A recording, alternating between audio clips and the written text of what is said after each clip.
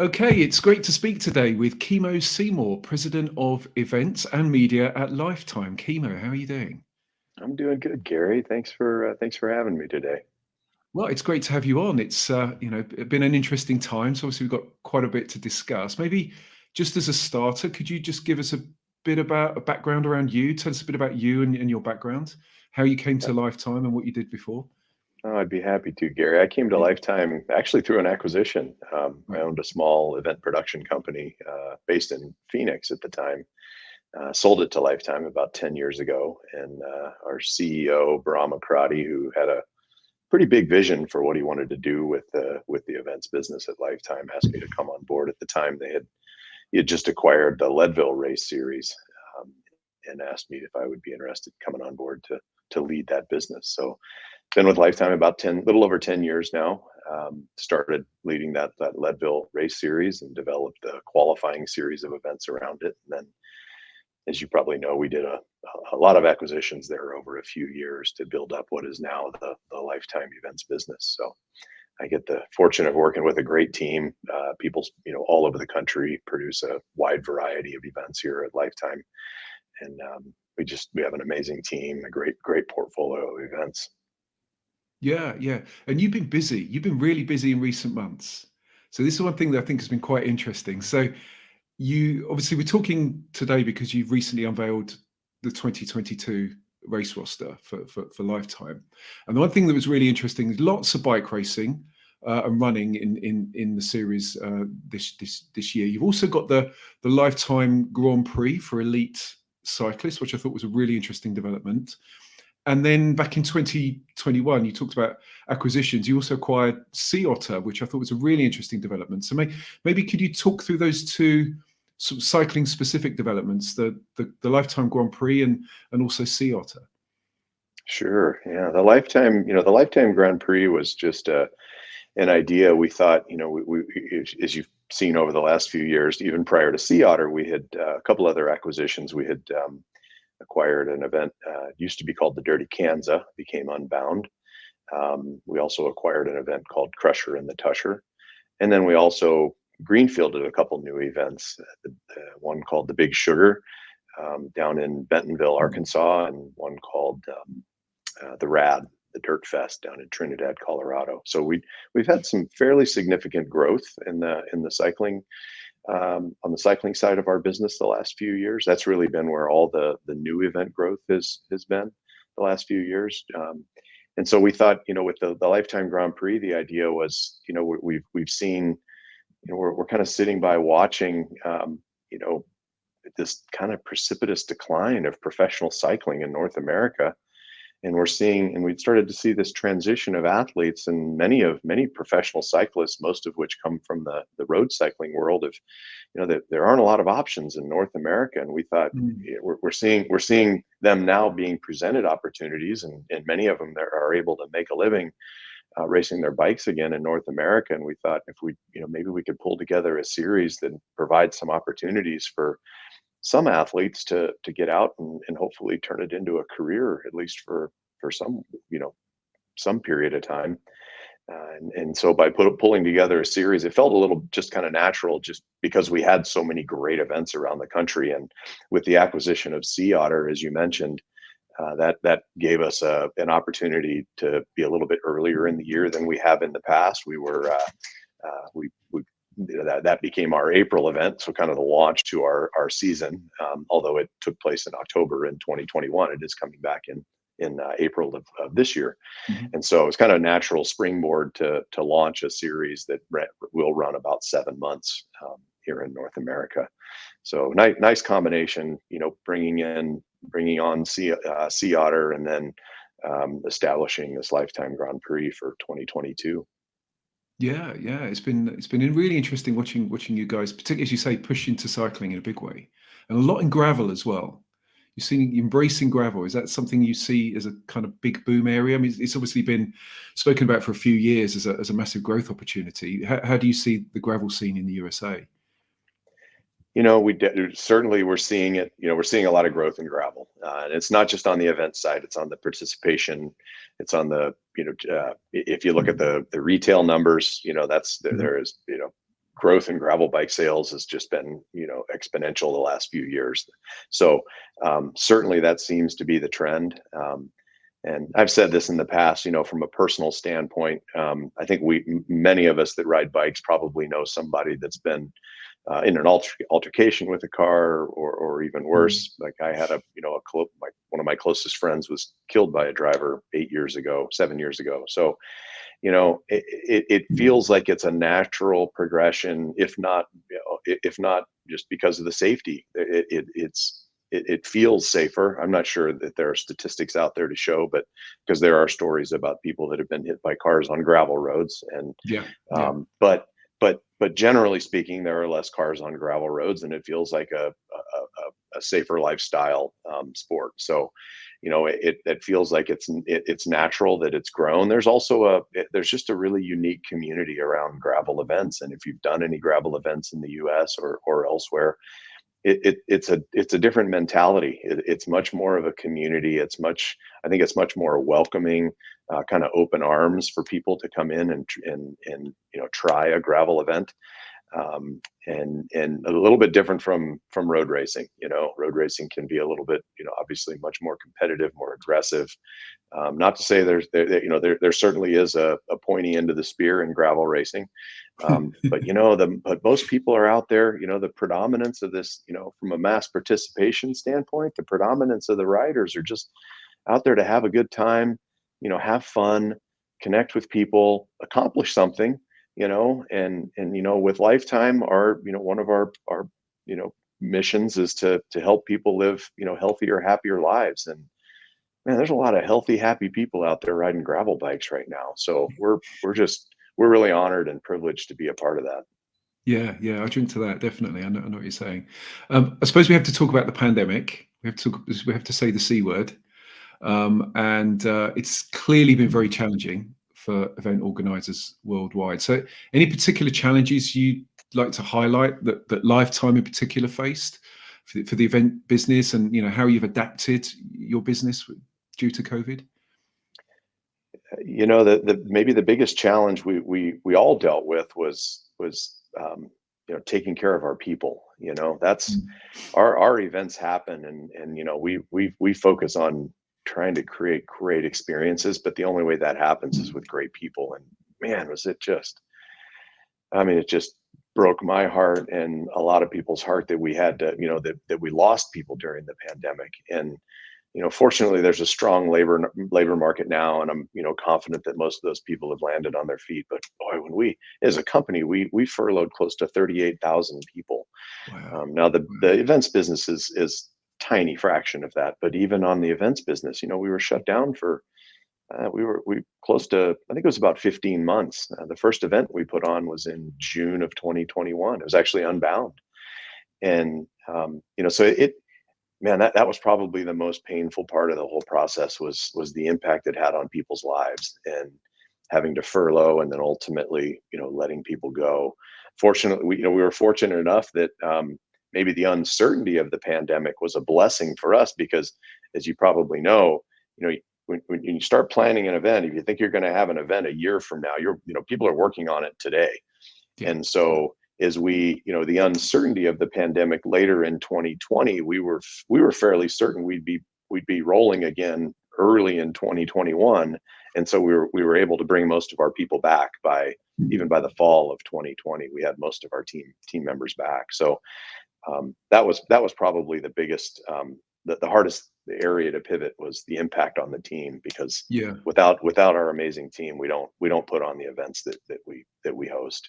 Yeah. Yeah. As far as adjustments since then, you know, um, in a lot of cases it's very regional or even local. It kind of differs by market.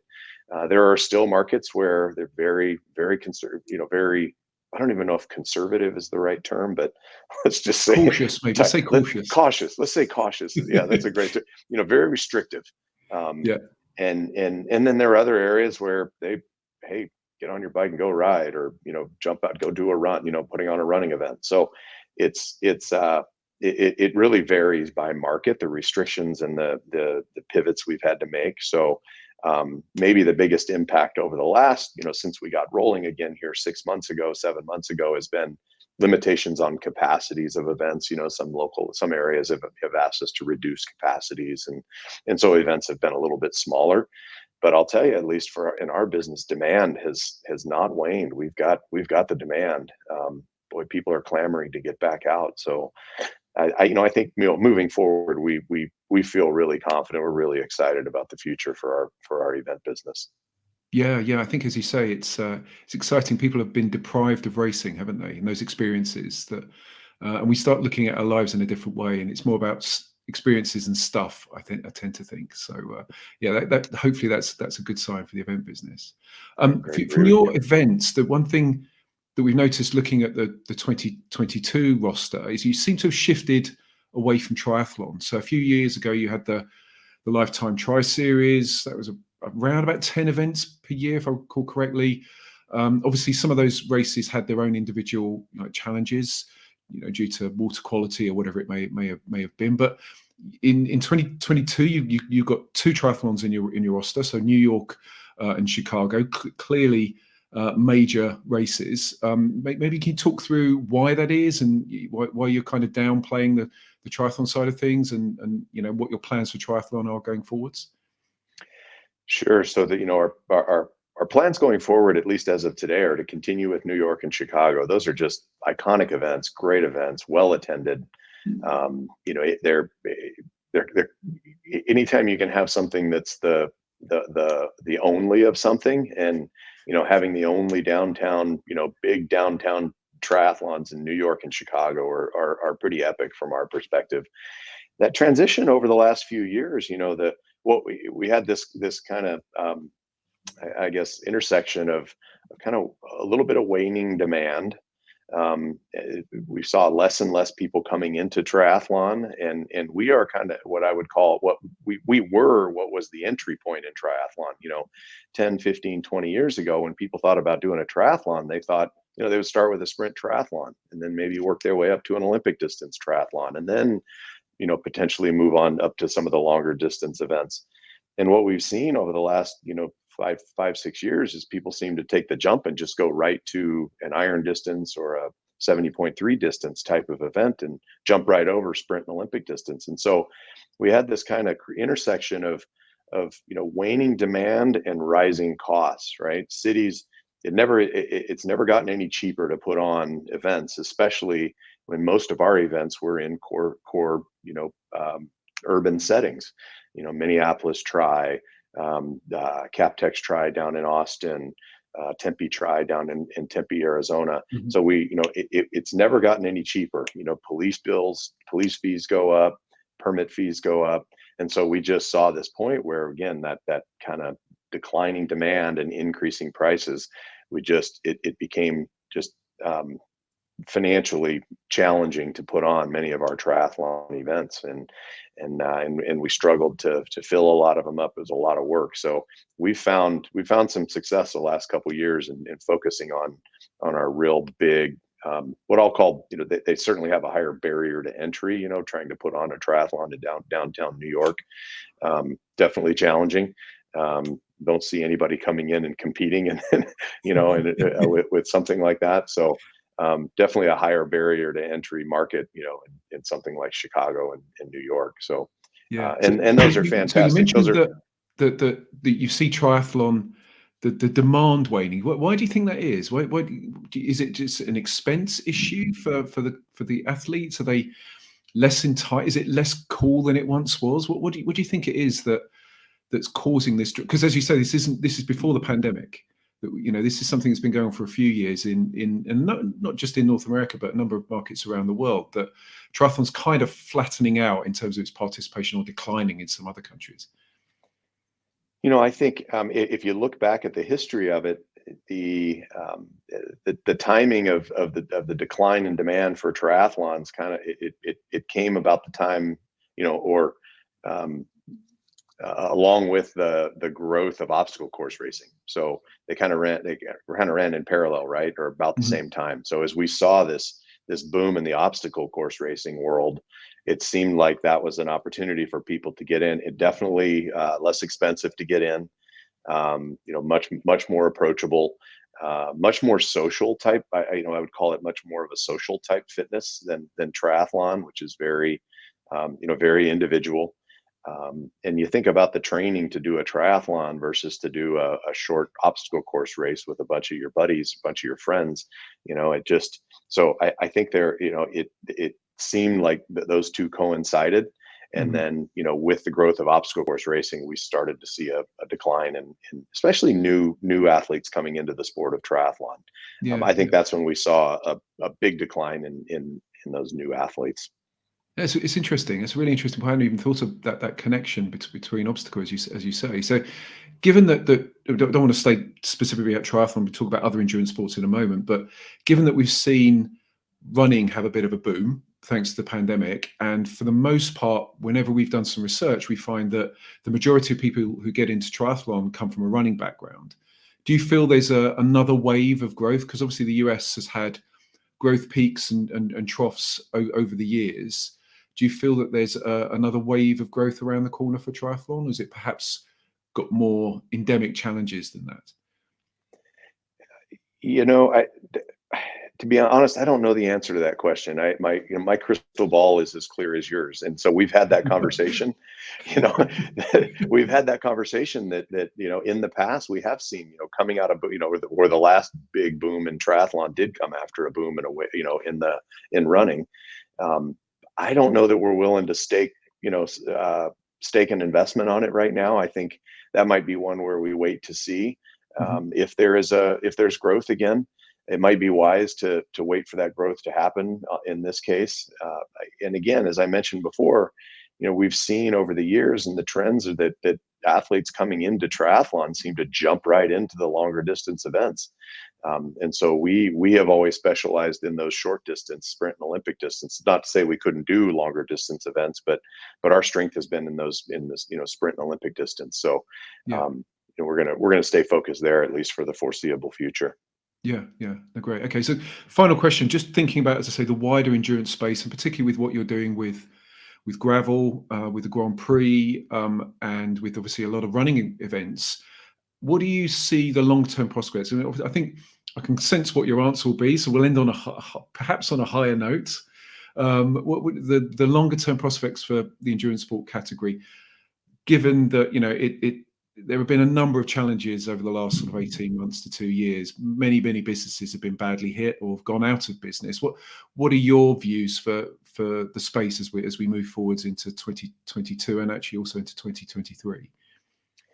Well, our view is that there's a lot of pent up demand right now, and that as events are able to get back online, we were fortunate enough after June of last year, we were able to put on all of our events through the rest of 2021.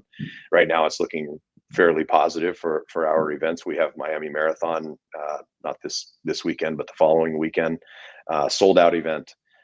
Demand was, I think we had 15 or 16,000 people sold out, and we had 7,000 people on the wait list at one point to get in. Wow. So demand is certainly there. We feel strongly that the endurance athletes, they are coming back. They're looking for, they're looking forward to getting back out because it's such a social, it's such a very social community, if you will. And they're looking to re-engage with people coming out of the pandemic. So we feel real strongly about going into 2022 based on the demand we're seeing for our events. We know that with any industry, you have to provide distinction with your product, right? And we know that we have to continue to evolve the experience around our events to differentiate from gravel as an example. I've said this in the past. It is a low barrier to entry model. There are a lot of gravel roads out there, especially in the U.S. Yeah. There's some statistic that a large portion of roads in the United States are not paved. There are a lot of communities out there that would love to see thousands of people come to town to do a bike event. So it's a fairly low barrier to entry business model, and we've seen that the last few years. There's been a proliferation of events, and that's fantastic that there's enough demand to fill them up. Over time, there may be I think the events with the best experience will probably be the ones, when the dust settles. They'll be the last ones standing, if you will. But for now, there seems to be a lot of demand and a lot of really great events out there. So we feel really strongly about the next couple years that it's going to be is very positive. Well, that's very cool. Well, I hope that gravel continues to keep on growing and the dust doesn't settle anytime yet. It's still Yeah, up in the air and it's still up there for growth. So it's fantastic. It's really great to see what you guys are doing. And thank you ever so much for your time. It's been a real pleasure. And yeah, look forward to seeing more from Lifetime going forwards. Thanks a lot, Kimo. my pleasure. Great to see you, Gary. Thank you. Thank you. Cheers. Thanks. Cheers.